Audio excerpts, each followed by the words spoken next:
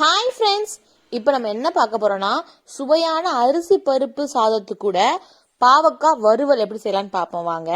எண்ணெய் காஞ்சதும் வெட்டி கழுவி வச்சிருக்கிற பாவக்காயை சேர்த்துக்கலாம். நான் 2 பாவக்காய் எடுத்திருக்கேன். இதை எண்ணெயிலே நல்லா வதக்கிக்கோங்க. பாவக்காயை இதை எதுவுமே சேர்க்க வேணாம். எண்ணெயில ஃபர்ஸ்ட் பாவக்காயை நல்லா லைட் கலரா இந்த மாதிரி வர்ற அளவுக்கு நல்லா வதக்கிக்கோங்க. நீங்க மூடி போட்டு மூடிட்டா போதுமானது. எண்ணெயில அது பேசாம வதங்கும். நீங்க எதுவுமே பண்ண வேணாம். இது கூட 1/2 டீஸ்பூன் மஞ்சள் பொடி, 1/2 டீஸ்பூன் வத்தல் பொடி, இது கொஞ்சம் உப்பு சேர்த்திருக்கேன், அவ்வளவுதான். மிதபடி சாம்பார் பொடி எதுவுமே நீங்க சேர்க்க வேணாம். இந்த வத்தல் பொடி மஞ்சள் பொடி இதை சேர்த்தாலே போதுமானது. இதை போட்டு நல்லா வதக்கிக்கிட்டே இருங்க. அடுப்பை சிம்ல வச்சுக்கோங்க. ஒரு 5 செகண்ட் சிம்ல வச்சு வதக்கினாலே போதும். நம்ம சுவையான பாவக்காய் ரெடி ஆயிருச்சு. Thanks to watching me. Bye.